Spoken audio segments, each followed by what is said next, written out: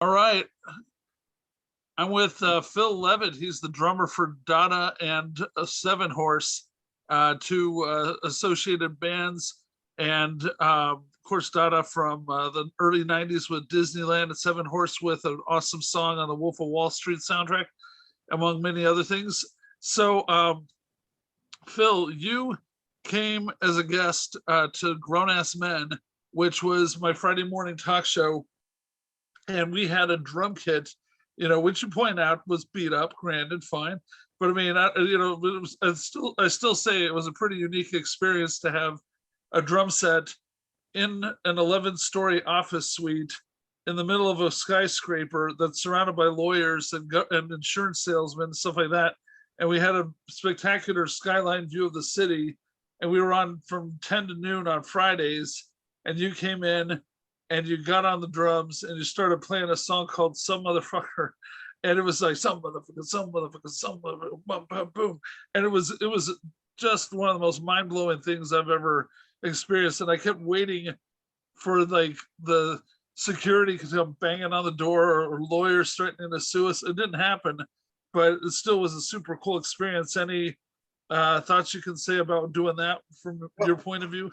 I was asked, I was presented this by my publicist at the time, a woman named Dana Gordon, who you were friends with, who said, "Hey, you want to do this podcast?" And I'm like, "Yeah, I'm up for it." And they're in this building on Wilshire Boulevard, so I went down there, and I remember, it was like a 40s or 50s building, one of these old great. Oh, you got it mixed. Just so you know, you're getting two different appearances mixed up. We did on Wilshire Boulevard. You came. And it was like a 1920s building that I lived in. Yeah. And that didn't have the drum set, but downtown was at Macy's Plaza. Oh, yeah.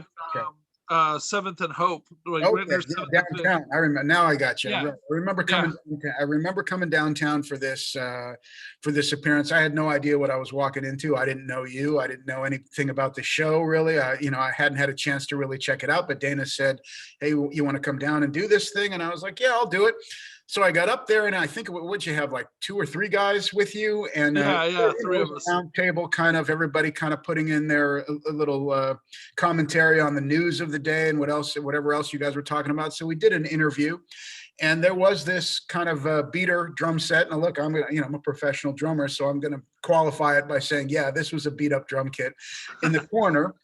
But you threw it out there. You want to play. There's no one really to play with. So I thought, well, I'll get on there and I'll just do my thing on my own.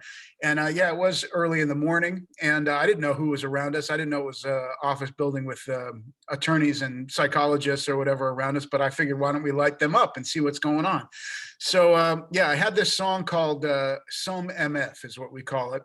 And it's really a boxing narrative. It's it's about, I had become a amateur boxer over the last decade or so. I actually had a fight in 2015, a 3-round amateur fight.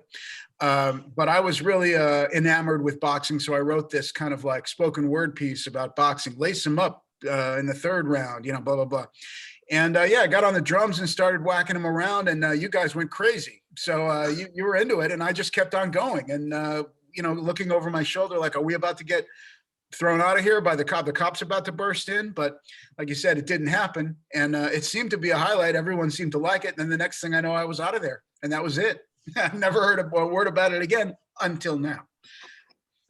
Well, it definitely was like a favorite memory, because I mean, we were afraid the whole time that we're going to get busted. I mean, we were always I was called in probably monthly by the building management because of some crazy stunt like that going on in the middle of a workday, and people complaining about, what's that racket, or what are those smells coming through from the doors on the weekends, and I mean, we had all sorts of crazy stuff going on.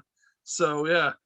But it was one of the more unique podcast appearances that I've ever made. Never been asked to do a drum solo on a podcast before. Been on a lot of radio shows and played some songs and whatnot. But this one was unique, and it was kind of cool that it was no holds barred on the language, so I was able to do my song "Some Motherfucker." Yeah, awesome. Okay, well, hey man, I'm gonna hit pause. All right.